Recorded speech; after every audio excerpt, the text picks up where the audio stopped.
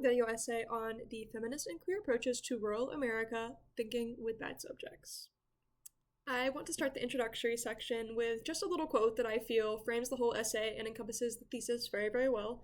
And that quote is that the three texts featured in this review will offer not just a critical and careful analysis of the non-urban United States. Perhaps more importantly, they show readers that the tools of feminist and queer studies are central to figuring how locations matter to social relations of power. So this whole journal was written in the spring of 2024 by Lillian Nagengast. She encourages readers of all backgrounds to use the tools provided to us by queer and feminist theory to challenge the preconceived notions that we have about rural, non-urban communities, their politics, their morals, as well as the impact of their location on social relations of power, how location influences how much power someone has, that sort of thing. And very early in the journal, Nagengast introduces an integral part of her writing and a new concept to me at the time of reading this, which is the concept of bad subjects. Now, we're going to spend a decent amount of time on this topic because it is very much what frames the rest of the essay. So this term refers to candidates of a sociological study who are deemed unworthy of participating in research due to them not fitting the appropriate social model that a researcher wants. This can be for a variety of reasons, but it is most often due to what the author Nagengast refers to as, begin quote, embodying illegitimate modes of identity such as queerness or womanhood, end quote, as well as disability status. And this is where we really start uncovering the issue with seeing studies that only include good subjects as opposed to those bad subjects that we mentioned earlier. Queerness and womanhood are not two things that people often, if ever, associate with rural American regions. It is masculinity and heteronormativity that are commonly associated with those regions. So this only reinforces the general public's ideas about rural communities and erases valuable history and real people's stories that have existed for generations and generations. Just because these bad subjects aren't being included in the research doesn't mean that they're not there, that they don't exist, that they're not pillars of their communities. And it just reinforces outsiders' notions about rural communities and furthers the misconception that the country has seemed to adopted that anyone in a rural area, but especially a southern Appalachian sort of area, is crazy, white, racist, homophobic, conservative, probably a man as well. That is just sort of the stereotype of what one will think of these days when hearing of like the average rural person, at least in regards to like a political kind of context. And this also brings us into Ryan Cartwright's crip theory, which is a theory that examines how disabled identities intersect with other marginalized identities, as well as looking at social relations and how ableism can be handled with a well-rounded understanding of said relations. So just to a little bit of clarification real quick, intersectionality and how identities intersect is a theory that examines how multiple identities interact to create unique and personal experiences for oppression and privilege. It can be oppression or privilege technically, but usually you're experiencing at least a little bit of both. So this crip theory just wants us to take people with these unique intersecting identities and include them in our research, because then we could, quote, focus less on categorical terms and more on how power flows, as well as the creative negotiations and modes of existence that characterize life of the margins, end quote. This basically just means that if we stopped focusing on having a little box for every identity and shunning those who cannot fit into the boxes that we have laid out for them, we could have a much more concrete and all-encompassing grasp on what it means to be a queer or disabled person in a non-urban area, or more broadly than that even, for any social researcher to try and go into studies without a preconceived notion and idealized notion of who is worthy to represent a group of people. So it all comes back to that bad subject kind of concept that we have. This is a lot of introductory talk so far, but why is thinking of certain rural Americans as bad subjects actually bad? I'm about to go on a bit of a personal tangent, but it is related. In this modern day and age, I am personally seeing the repercussions of the kind of bad subjects rhetoric. The bad versus good line of thinking is not healthy or normal. It is choosing between two extremes, which is not normal. This extreme versus extreme pattern of thinking has become way more normalized, in my opinion, due to the internet and cancel culture. Younger generations, like my generation, Gen Z, have a tendency to be more politically correct, um, whatever you take that to mean, than a lot of other generations. But we also introduce cancel culture into the world, and I'm all for making fun of a Nazi or a murderer or somebody that probably would never change, right? But there is no longer room on the internet for any sort of education. There is no room for reforming oneself, from learning from a mistake. There is only getting canceled. And kind of, we need to make space in all progressive movements for all people that are being impacted by it, including the perpetrators of it, including people who, voted for, Republican candidates, during elections. That doesn't mean that you're, evil or anything. This is kind of me getting back to the main point. Thinking of rural Americans as bad means that implicitly you will also begin to think that they need to be disciplined or punished. Nagin Gast brings up texts written that demonize rural people, such as White Rural Rage, The Threat to American Democracy by Tom Shaler and Paul Waldman. It is a real book that was written in response to the 2016 Trump presidency, if I'm not mistaken, and many of his doings then, but instead of blaming, Donald Trump, the entirety of rural regions and hillbilly-type people were blamed. Data was cherry-picked by the authors to imply that rural white Americans are more violent and likely to support violence than any other people in any other region. It's a bunch of baloney, and it's kind of just fear-mongering at that point. It very, very much baloney. But it made its rounds in democratic circles and academic circles, and many people are inclined to think of it as truth. Books like these frame non-urban people as evil people who deserve to suffer for their bad behavior, bad voting history, rejecting queer and feminist politics, that kind of thing. But these ideas are ostracizing and often not even true. It makes it hard to get an accurate read on the region because no one even bothers to try and find the people in the margins. The idea of good versus bad subjects is so nuanced because the good subjects are people who greater society is comfortable accepting as tokens of the region, as sort of mascots, the forefront of the region, which are people who fit the stereotypes that society has become comfortable with. And the bad subjects are anyone who are on the outskirts of that goodness, the ones who could allow us to create a heterogeneous picture of society. No society is homogenous, and portraying rural cultures, especially Appalachian communities, as homogenous is ridiculous and untrue. It's just not true. It perpetuates hegemonic masculinity as well, and does not allow room for men who do not fit the definition of hegemonic masculinity or women whose femininities challenge hegemonic masculinity. And just real quick definition for that. Hegemonic masculinity is the most dominant form of masculinity that is kind of upheld by society, especially by other dominant males. This includes being kind of the sort of traits that hegemonic masculinity includes. Physically fit, being attractive, showing no vulnerable emotion, having power over others, being in a powerful position, or having power from money, that kind of thing, being aggressive and a true leader, and exerting dominance over women and lesser men is a huge part of hegemonic masculinity. So those are only a few of the characteristics of kind of modern hegemonic masculinity, but we can see how maybe some of these traits aren't very desirable. Men should not have to choose between being emotionally stunted or respected by other emotionally stunted men. Only choosing good subjects that fit the picture of masculinity that society upholds, hegemonic masculinity, does not leave room for any change or education to happen on the side of the researcher, the subject, or the reader. It's just, this line of thinking has been around for many, many, many years. This kind of dominant masculinity has been forming since the beginning of our country. Think about how colonizers came in and sought out the savage people who they felt that they could kind of save or reform. Higher status white men historically wanted to be saviors to degenerate people. And today hegemonic masculinity has gotten so competitive that other white people are now some of their targets as well. This brings us back to Ryan Lee Cartwright of Crip Theory that we discussed earlier. And some of the studies that he was doing in the 70s, traveling in rural areas, he said that he saw a distorted image of rural life. Quote, one that told a story of going to a rural place looking for white rural degeneracy, finding it, and then using those findings to justify projects invested in settler masculinity and white racial superiority. So this idea is the framework for the idea of the anti-ideal. Anti-ideal. So that's the section that we're going to get into right now.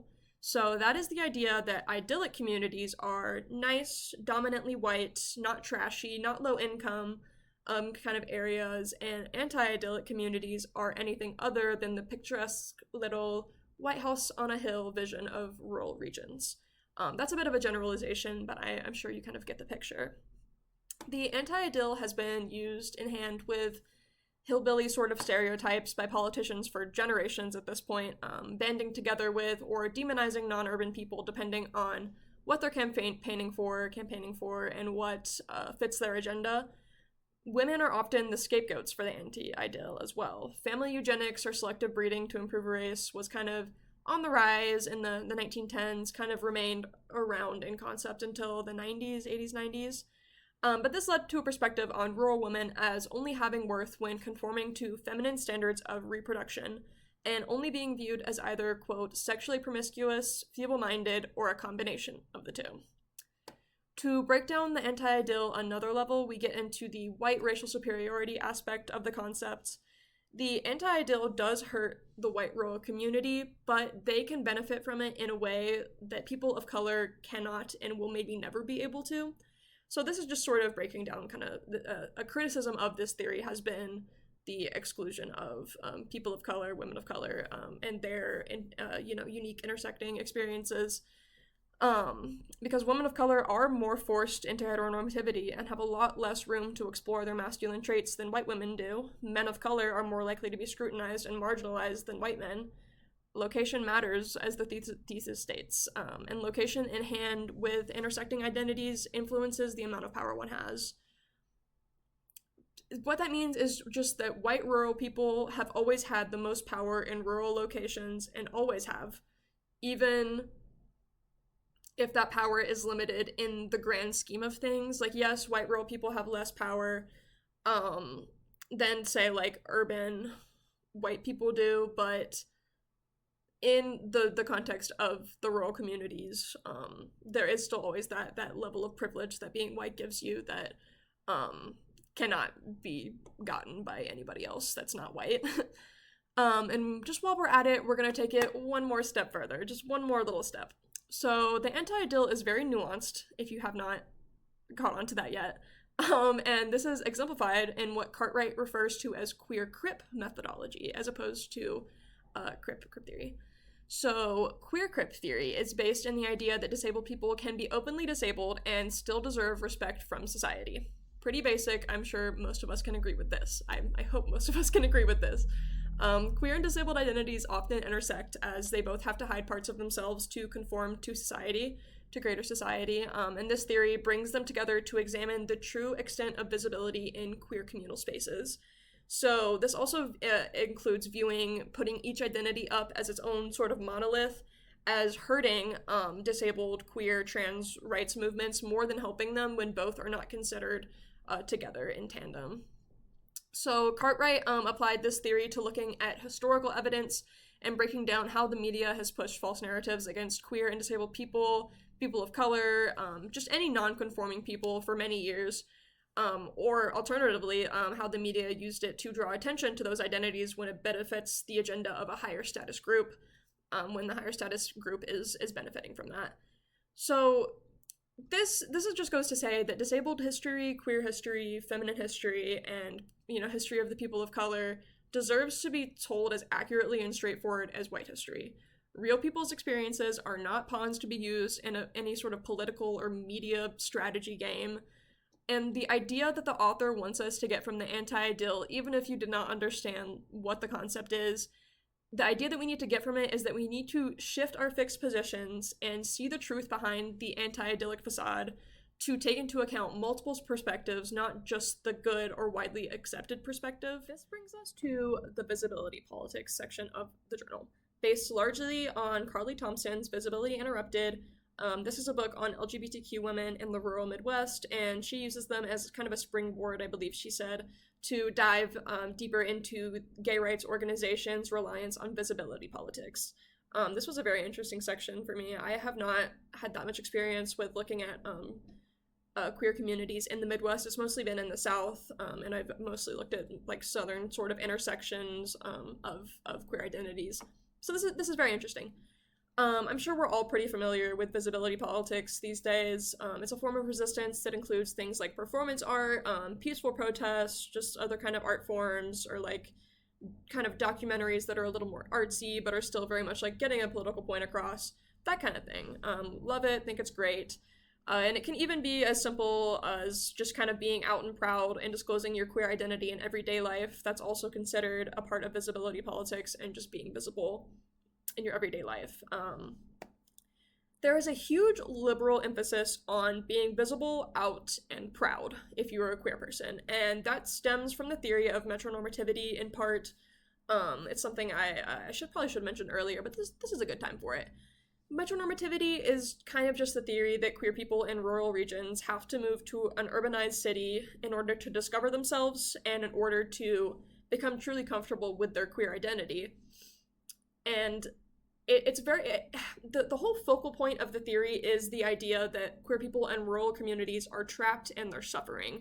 So there's obviously a lot of criticism surrounding this theory, including the stereotyping of all rural communities as not only homophobic but literally unlivable spaces for queer people. When you take into account location and what we know about metronormativity, quote, visibility, rather than a universal and capacious goal shared by all queer people, is instead context-specific and valued differently along geographic and gendered lines. This was my favorite section in the whole journal, personally. It was very, very interesting to me, and it was just kind of talking about how queer identities are dependent on visibility in many urban cultures, thinking, pride parades, gay clubs, that kind of thing. But in rural communities, visibility like that is not valued as highly at all, and instead, general community, like friends, family, religious institutions, social institutions, clubs, those kind of kinship ties and those networks are way more highly valued than being out and proud. Thompson is not intending for her ideas to be heard by the queer women that she's interviewing in the Midwest, but instead by her colleagues, by gender scholars, LGBTQ scholars, and activists who really focus on pitying rural queers for not being visible. But these people most likely do have good intentions, but they're only thinking of visibility in a context that works for them and their urban lives. And while these intentions, okay, this is where it can get a little nuanced. These intentions sometimes do get queer rural people in the vicinity of powerful people, getting them up there with people who are powerful in our legal system, but it does not necessarily change the minds of the people who can make genuine changes happen in our legal systems. I kind of thought of it similarly to like the glass ceiling for women, how non-urban areas do have a sort of cap on how powerful they can get and how much they can help themselves. And just a little quote to kind of wrap up this section that I feel like encompassed it pretty well. Is, quote, "When it comes to imagining and representing rurality, conservatives and liberals are on the same page. That is, they both entrench dominant ideas about rurality, reaffirm their willful ignorance of place, and displace LGBTQ people in rural places from both rural and LGBTQ life." So what can we do with all of this information? And the answer to this is the same as most things in sociology, which is we can be really concerned and we can try and make a difference, but it can be hard to make a difference because urban publics are the communities with the best chance at speaking up for marginalized people and maybe making some actual change happen. Yet in the cases of rural people, the same courtesy is not extended by these urban publics to the same marginalized communities that exist in their own urban areas. Urban publics need to become better informed on rural history and patterns of oppression that have existed in areas like Appalachia for generations. And this brings us into the second part of what we can do as well, which is that we need to help urban communities learn to let go of the impulse to discipline the non-urban. Feminist and queer approaches to the non-urban can allow us to reframe the thinking and connotations surrounding rural areas and furthermore make its way out into urban spaces and reduce unwarranted hate against a broad group of people. Sadly, during the most recent election, we can see that this idea needs a lot more time to take root and make its way into the spaces it needs to be in, the academic spaces, the political spaces that it needs to be in. And this is a huge part of the challenging preconceived notions part of the thesis to me. A lot of hate is focused on the white non-urban communities, yes, but then that takes up all of the space dedicated to rural places by urban spaces. That means that there is then no room for people of color who are advocating for LGBTQ rights, or female communities that are, doing progressive work or anti-racist work that's going on in these places. It erases them and leaves room only for hate. Nation Gas leaves us with this quote, and I will leave you with it. I feel it wraps up the text perfectly and leaves a little question for the reader as well. This cluster of text asks us to make sense of people where they are rather than where we would like them to be, a task that should be the goal of all feminist and queer scholarship. Instead of engaging with non-urban America in a way that reflects our own impulses and desires, this cluster of texts asks readers to imagine the possibilities for orienting themselves towards these bad subjects. Would doing so help us understand how the United States arrived at this moment, to see where we are going? Perhaps, as Thompson suggests, doing so would allow us to reflect on the very process of unbecoming that would enable possibilities for becoming otherwise. Thank you so much for listening. I hope you guys all want to go read some queer and feminist theory after this.